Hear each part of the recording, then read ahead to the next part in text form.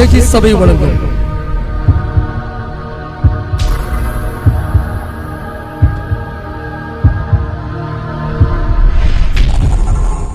கிருபையும் சத்தியமும்.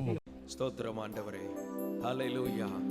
புழுதியில புரண்ட என்ன, குப்பையில கிடந்த என்ன கண்மலையின் மேல உயர்த்தி வச்சிங்கப்பா. உங்களுக்கு நன்றி அப்பா. கண்ணீரோடு அழுகையோடு உள்ள உடைந்து காணிக்கையாக கத்தரை, உடைந்த உள்ளத்தோடு கத்தரை கனமனுவோம்.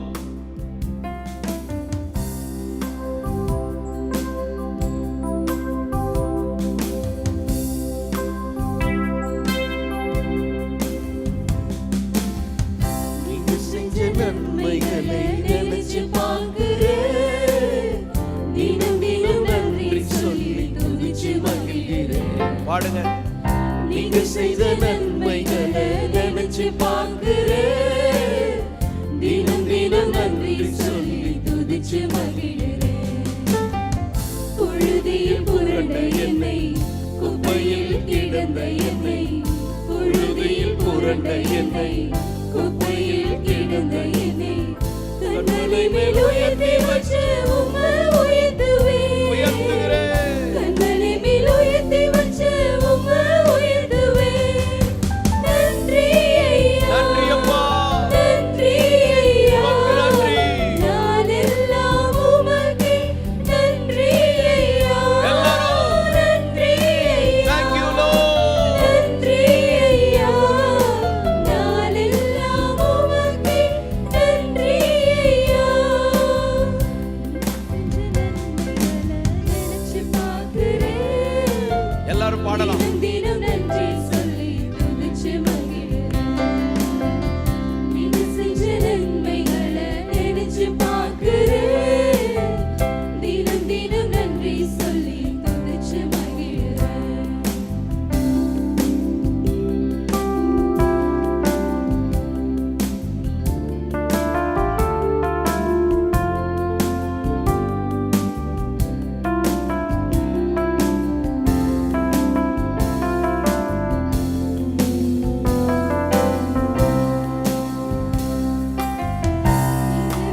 உம் கண்கள் கண்டதினாலே, உம் கரங்கள் என் வாழ்வை தொட்டதினாலே, என் கருவை உம் கண்கள் கண்டதினாலே, உம் கரங்கள் என் வாழ்வை தொட்டதினாலே, ஒன்றுக்கும் உதவாத என்னை தேடி வந்தீரே.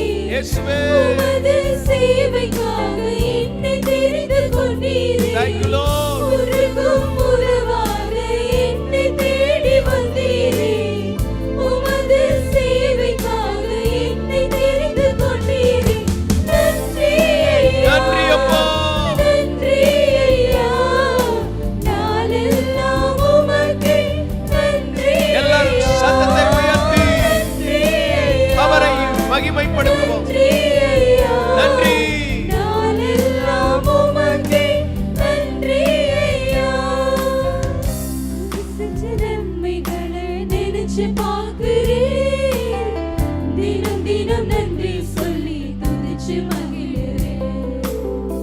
நீங்க செஞ்ச நன்மைகளை நினைச்சு பார்க்கிறேன், தினம் தினம் நன்றி சொல்லி துதிச்சு மகிழ்கிறேன். புழுதியில் புரண்ட என்னை, குப்பையில் கிடந்த என்னை, புழுதியில் புரண்ட என்னை, குப்பையில் கிடந்த என்னை கண்மலை மேல் உயர்த்தி வச்சு உம்மை உம்மை உயர்த்துவேன். உயர்த்துகிறோம். கண்மலை மேல் உயர்த்தி வச்சு உம்மை உயர்த்துவேன். நன்றி ஐயா, நன்றி ஐயா, நான் எல்லாம் உமக்கே. நன்றி ஐயா, நன்றி ஐயா, நன்றி ஐயா, நான் எல்லாம் உமக்கே. நன்றி ஐயா. நீங்க செய்த நன்மைகளை நினைச்சு பார்க்கிறேன், தினம் தினம் நன்றி சொல்லி துதிச்சு மகிழ்கிறேன். நீங்க செய்த நன்மைகளை நினைச்சு பார்க்கிறேன், தினம் தினம் நன்றி சொல்லி துதிச்சு மகிழ்கிறேன். குப்பையில் கிரண்ட என்னை, குப்பையில் கிடந்த என்னை, புழுதியில் புரண்ட என்னை, குப்பையில் கிடந்த என்னை கண்மலையில் உயர்த்தி வச்ச உம்மை உயர்த்துவேன். கண்மலையில் உயர்த்தி வச்ச உம்மை உயர்த்துவேன். நன்றி ஐயா, நன்றி ஐயா, நாளெல்லாம் உமக்கே நன்றி ஐயா, நன்றி ஐயா, நன்றி ஐயா, நாளெல்லாம் உமக்கே நன்றி ஐயா,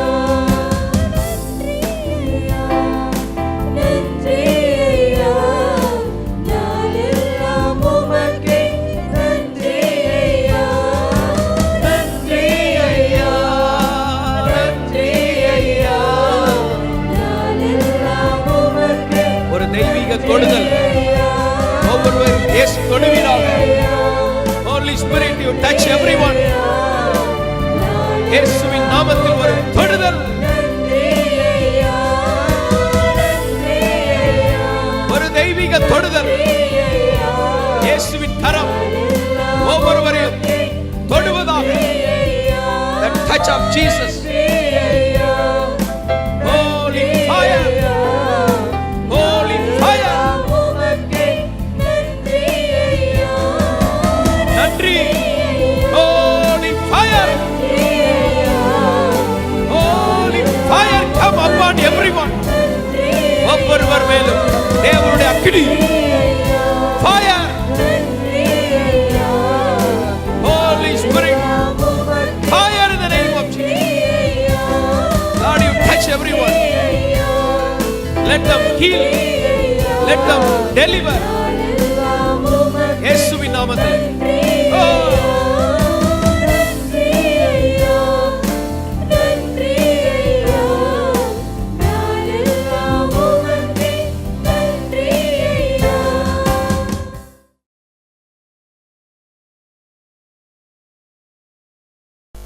எபேசியர் 3:16 நீங்கள் அவருடைய ஆவியினாலே உள்ளான மனுஷனில் வல்லமையாய் பலப்படவும்.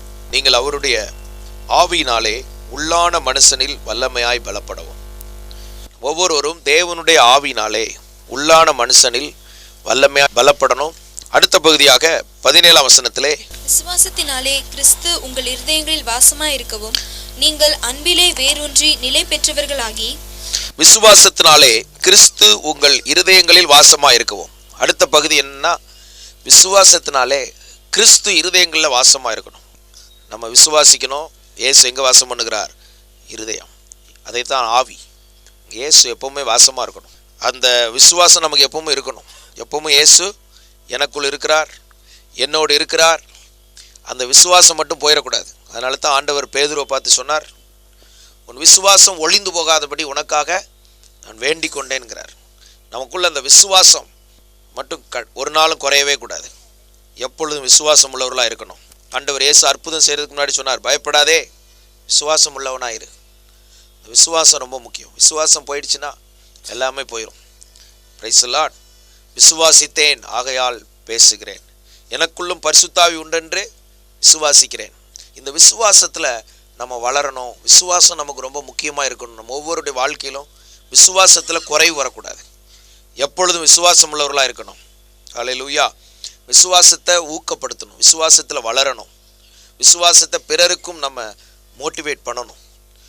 எனவே அப்படி இருக்கணும். அடுத்தபடியாக நீங்கள் அன்பிலே வேரூன்றி நிற்கவும், வேரூன்றி நிலை பெற்றவர்களாகி. அடுத்து எதில் வளரணுமா?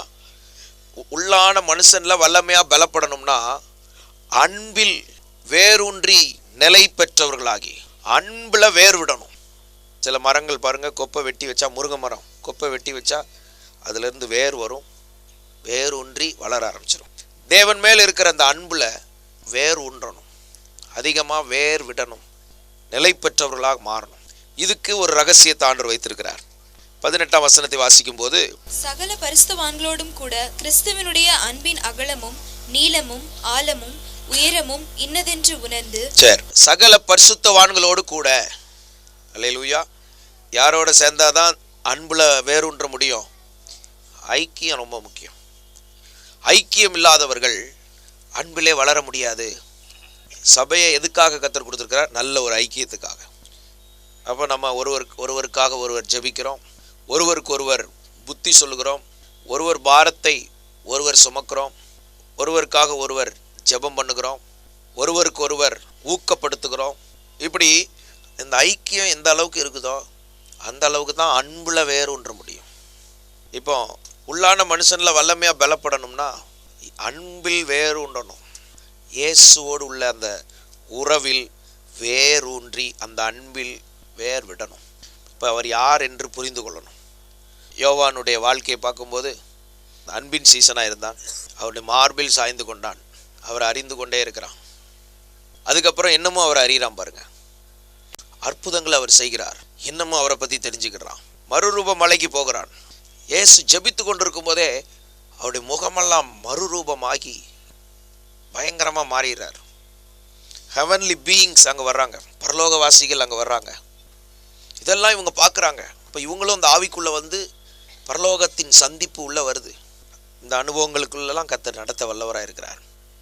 அந்த பரலோக சந்திப்பு உள்ளே வருது. இப்போ இன்னும் இவரை அதிகமாக அறிந்து கொள்கிறாங்க. அவரை அறிந்து கொள்ளுதல். பத்மு தீவுக்கு வந்ததுக்கு அப்புறம் தான் ஆவிக்குள்ள ஆகும்போது எக்காலம் தொனிக்குது. அங்கே ஆண்டவர் பேசுகிறார். நான் அல்ஃபாவும் ஒமேகாவும் ஆதியும் அந்தமும் முந்தினவரும் பிந்தினவருமாக இருக்கிறேன். நீ காண்பதை புத்தகத்தில் எழுது. அப்போ அவரை எப்படி பார்க்குறான் பாருங்க. அவரை அறிந்து கொள்றது எவ்வளவு பெரிய விசேஷம். வெளிப்படுத்தின விசேஷம் 12ஆம் வசனத்துல, அப்பொழுது என்னுடனே பேசின சத்தத்தை பார்க்க திரும்பினேன். ஒரு சத்தம் கேட்குது. அந்த சத்தத்தை, ஒரு சத்தம் கேட்டா என்ன பண்ணுவீங்க? சத்தத்தை பார்க்க திரும்பினேன். திரும்பின போது 7 பொன் குத்து விளக்குகளையும், திரும்பின போது தரிசனத்துல எப்படிலாம் கர்த்தர் காமிக்கிறார் பாருங்க. பொன் குத்து விளக்குகள் 7 இருக்குது. அந்த 7 குத்து விளக்குகளின் மத்தியிலே 7 குத்து விளக்குகளின் மத்தியிலே நிலையங்கி தரித்து பாருங்க எப்படி இயேசுவை பார்க்கிறான் பாருங்க. அவரை அறிகிற அறிவு ரொம்ப முக்கியம். அவருடைய அன்பு, அவர் யார் என்று தெரிந்தா தான் அவருடைய அன்பு என்னன்னு புரியும். ஒரு ஆள் யாருன்னே தெரியாம வெறும் அன்பு அப்படின்னா வஞ்சிக்கிற அன்பு. லட்சியம் இல்லாதவர்கள் வாழ்க்கையில அங்கங்க சிக்கிக் கொள்வார்கள். லவ் அஃபேர்ல மாட்டிக்கிடுவாங்க. லட்சியம் உள்ளவன் அவனுக்குன்னு ஒரு லட்சியம் இருக்கு. அவன் அதுக்கு தான் முக்கியத்துவம் கொடுப்பான். அவள் அதுக்கு தான் முக்கியத்துவம் கொடுப்பா. எனக்கென்று ஒரு லட்சியம் இருக்குது. நான் எதற்காக பிடிக்கப்பட்டேன்? இந்த வைராக்கியம் இருக்கிறதுனால தான் இன்னும் படிக்கணும், வெளிநாட்டில் போய் படிக்கணும், இன்னும் வேலை பார்க்கணும், வேலை பார்த்து எனக்கு ஒரு பேஸ் உண்டாக்கணும். லட்சியவாதி.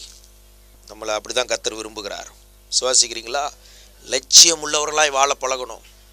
அடுத்தபடியாக இங்க சொல்லப்பட்டிருக்கிறது, நிலையங்கி தரித்து, அந்த 7 குத்து விளக்குகளின் மத்தியிலே நிலையங்கி தரித்து, அவர் நல்ல நிலையான ஃபுல் அங்கி தரித்திருக்கிறார். மார்பருகே பொற்கச்சை கட்டியிருக்கிறது. மனுஷகுமாரனுக்கு ஒப்பானவரையும் கண்டேன். அந்த மனுஷகுமாரன் ஏற்கனவே பார்த்த அவருடைய சாயலுக்கு ஒப்பானவரை, இதே யோவானுக்கு இப்ப ஞாபகம் வருது. மனுஷகுமாரனுக்கு ஒப்பானவர். நம்ம மார்பில் சாய்ந்திருந்தோமே, ஒலிவ மலையில மறுரூபமானாரே, சிலுவையில் தொங்கி அந்த பூட்டப்பட்ட வீட்டுக்குள் வந்து நின்றாரே, அவர் எப்படிலாம் பார்த்துருக்கிறோம் பாருங்க. பூட்டப்பட்ட வீட்டுக்குள், நான் தான், பயப்படாதிருங்கள், தோமாவே என்னை தொட்டுப்பார் என்று சொன்னாரே. ஆங்காங்கு தரிசனம் கொடுத்து 500 பேர் பார்த்து கொண்டிருக்கையில் வானத்தில் எடுத்துக்கொண்டு போகப்பட்டாரே, அவ்வளத்தையும் பார்த்து இப்போ இந்த தரிசனத்தை பார்க்கிறான். இந்த அனுபவங்கள் அவனுக்குள்ள வருது. இதெல்லாம் எங்க நடக்குது? தரிசனத்துல, ஆவியில. முதல்ல இயேசுவை அறியணும். மூளை அறிவில் தெரிஞ்சு பிரயோஜனம் இல்லை. அவருடைய வல்லமையில தெரிந்து வைத்துக் கொள்ளணும். அவரை அனுபவத்துல தெரிந்து வைத்துக் கொள்ளணும். அவரை ஆவியில தெரிந்து வைத்துக் கொள்ளணும். அவரை தரிசனத்துல தெரிந்து வைத்துக் கொள்ளணும். அவர் இன்னைக்கும் நம்ம கூட இருக்கிறார் என்கிறத நம்ம புரிந்து வைத்துக் கொள்ளணும். அவன் தரிசனத்துல திரும்பி பார்க்கிறான். திரும்பி பார்க்கும்போதுதான் மனுஷகுமாரனுக்கு ஒப்பானவர் அங்கே இருக்கிறார். அவரை பார்த்த உடனே ஸ்தோத்திரம். இப்போ ஒவ்வொரு அடையாளங்கள் அங்க சொல்லப்படுது. மார்பருகே பொற்கச்சை கட்டப்பட்டு இருக்கிறது. அவருடைய சிரசும் மயிரும் வெண்பஞ்சை போலவும், சிரசும் மயிரும் வெண்பஞ்சை போல இருக்குது.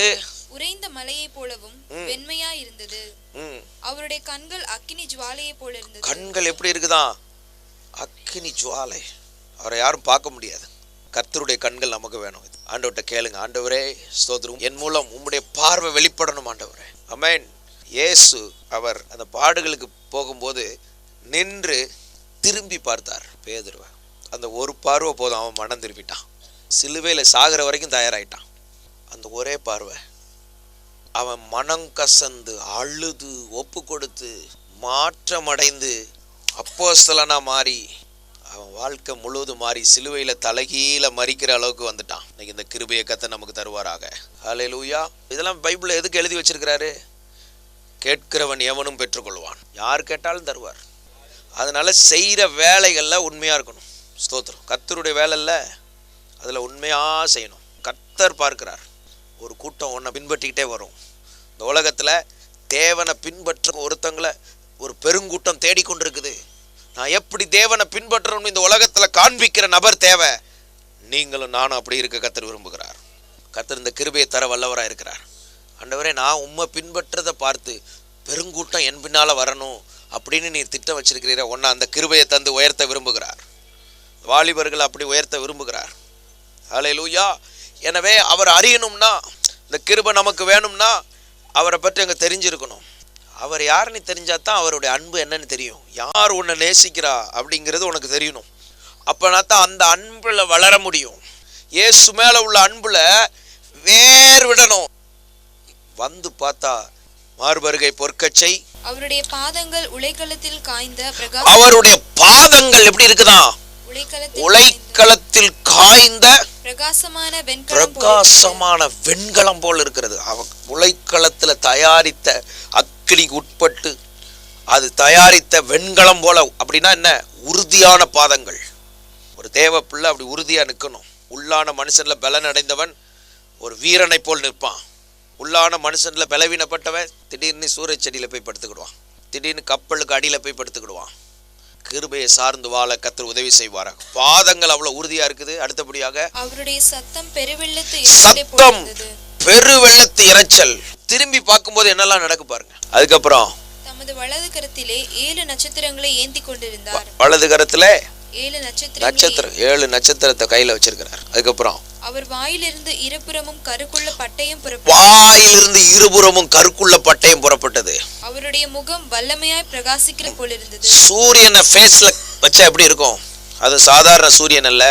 வசனத்துக்குள்ள போய் பார்த்தா 7 சூரிய பிரகாசம் சொல்லி இருக்குது. சூரியனை முகத்துல வச்ச மாதிரி இருக்குது. நான் அவரை கண்டபோது செத்தவனை போல அவருடைய பாதத்தில் விழுந்தேன். தான் தரிசனம். அல்லேலூயா. நம்ம இன்னும் செத்த மாதிரி விழலையே, தெம்பெல்லாம் உட்காந்துருக்கோம். அப்படின்னா இன்னும் அவரை என்ன செய்யலன்னு அர்த்தம்? பார்க்கல. நம்ம அவரை எப்படி பார்த்து வச்சிருக்கோம்? மார்பில் சாய்ந்த இயேசுவா தான் பார்த்து வச்சிருக்கோம். அல்லேலூயான்னு உட்கார்ந்துகிட்டு இருக்கோம். இதுக்காக கர்த்தர் ஒன்று வச்சிருக்கிறார். உன்னை பத்தி தேவ திட்டம் என்ன? மகிமையில எடுத்துக்கொள்ளப்படுறாரு. அந்த இயேசு எடுத்துக்கொள்ளப்படுறத பார்த்தா உன்னை தான் அங்க இருந்து வார்த்தை வருது. கலிலேயராக மனுஷரே, நீங்கள் வானத்தை அண்ணாந்து பார்த்து கொண்டு இருக்கிறது என்ன? இயேசுவானவர் எப்படி மேகத்துல எடுத்துக்கொள்ளப்பட்டு போனாரோ அப்படியே வருவார். இயேசுவே எடுத்துக்கொள்ளப்பட்டார். அதாவது மோசைய அடக்கம் பண்ண கர்த்தர் வந்தார். எலியாவை கொண்டு போறதுக்கு என்ன அனுப்புனாரு? அக்கினி ரதத்தை அனுப்புனார். ஏனோக்கு காணப்படாமலே போட்டான். ஆனா இயேசு அவர் தாமே எழுந்தருளி போனார். அவர்தான் அவர்கிட்ட இருக்கிற வல்லமை. அவரை கொண்டு போறதுக்கு அக்னி ரதம் தேவை கிடையாது. அவரை கொண்டு போறதுக்கு சோத்திரம் தேவன் மறைச்சி காணப்படாமல் போக வேண்டியதில்லை. அவரை கொண்டு போறதுக்கு இந்த மாதிரி வேற எதுவும் தேவையில்லை. இவருக்குள்ளே இருந்த அந்த வல்லமையிலே அவர் எடுத்து அப்படியே கொண்டு போகிறார். திரும்பி பார்க்கும்போது என்ன நடக்கு பாருங்க. இந்த மாதிரி தான் நம்முடைய தேவனோடு உள்ள உறவு, நம்முடைய ஜெப நேரங்கள்லாம் இப்படி மகிமை பொருந்திய தேவகுமாரனை பார்க்கணும். அவரை பார்த்த உடனே எப்படி மாறிட்டானா? செத்தவனை போல விழுந்தேன். அதுக்கப்புறம் அப்பொழுது அவர் தம்முடைய வலது கரத்தை என்மேல் வைத்து என்னை நோக்கி, பயப்படாதே. இப்பதான் அவர் தம்முடைய வலது கரத்தை என்மேல் வைத்து பயப்படாதே. யாரு? எவ்வளவு பயங்கரமான காட்சி பாருங்க. தரிசனத்துல வலது கரத்தை என்மேல் வைத்து பயப்படாதே. நான் முந்தினவரும் பிந்தினவரும் உயிர் உள்ளவருமாய் இருக்கிறேன். நான் முந்தினவராய் இருக்கிறேன். ஏற்கனவே முந்தி நான் தான் இருக்கிறேன். இனி பிந்தியும் நான் தான் இருக்கிறேன். உயிர் உள்ளவருமாய் இருக்கிறேன். அதான் இயேசு சொன்னாரே, மரித்தேன் ஆனாலும் சதா காலங்களிலும் உயிரோடு இருக்கிறேன். நான் மரணத்திற்கும் பாதாளத்திற்கும் உரிய திறவுகோல்களை உடையவராய் இருக்கிறேன். மரணத்திற்கும் பாதாளத்துக்கும் உரிய திறவுகோல்களை, ஒருத்தனை பாதாளத்துல தள்ளணுமா மரணத்துல தள்ளணுமா அப்படிங்கிற அதிகாரத்தை நான் வச்சிருக்கிறேன்.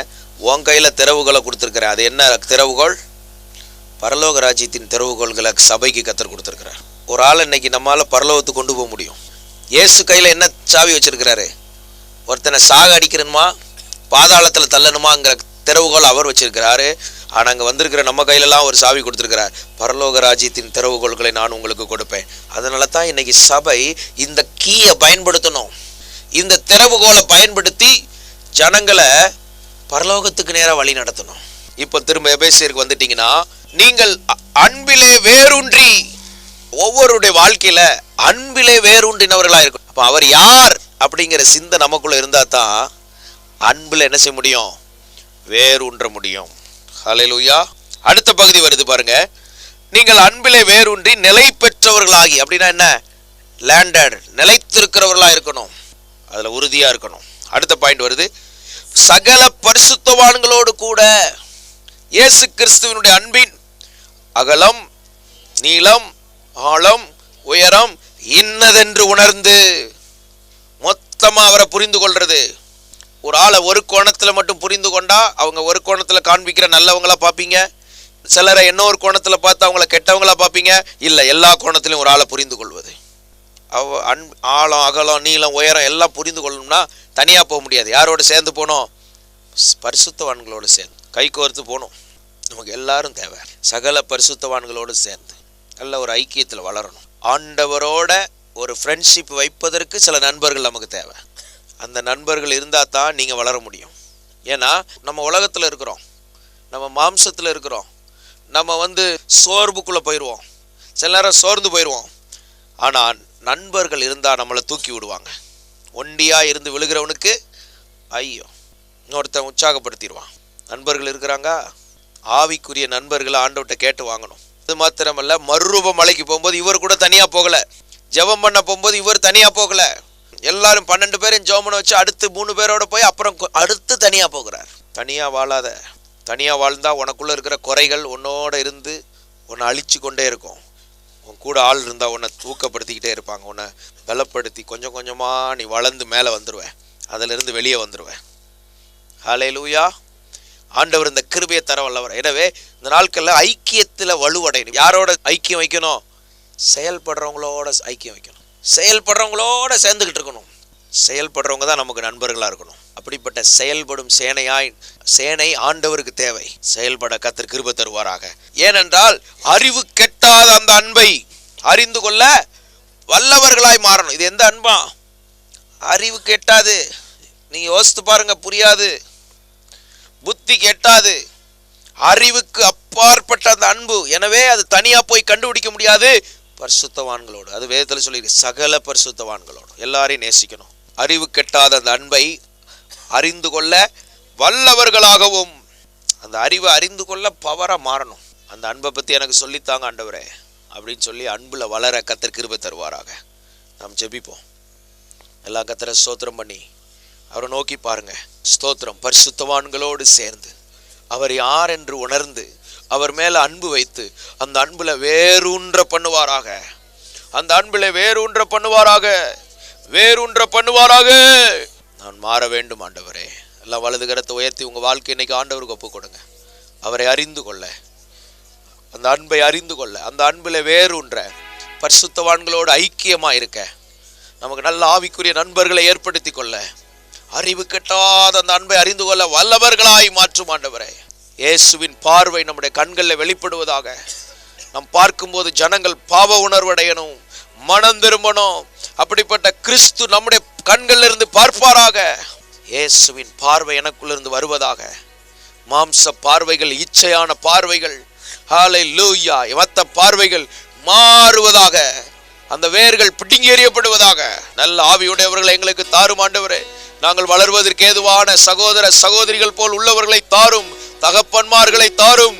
என்னும் எவ்வளவா எங்களை ஆண்டவரே நீர் மறுரூபமாக்க உருவாக்க விரும்புகிறீரோ அப்படி அதற்கேற்ற அனுகூலங்கள் உண்டாகட்டும், உண்டாகட்டும், உண்டாகட்டும், உண்டாவதாக, உண்டாவதாக. பலவீனங்கள், குறைகள் எல்லாம் மாறி கிறிஸ்து கிறிஸ்து கிறிஸ்து வெளிப்படட்டும், கிறிஸ்து வெளிப்படட்டும். இயேசுவின் நாமத்தில் பிதாவே, ஆமென். உன்னையே வெறுத்து விட்டா ஊழியம் செய்திடலாம், சுயத்தை சாகடித்தார் சுகமாய் வாழ்ந்திடலாம். உன்னையே வெறுத்துவிட்டார், ஊழியம் செய்திடலாம், சுயத்தை சாகடித்தார்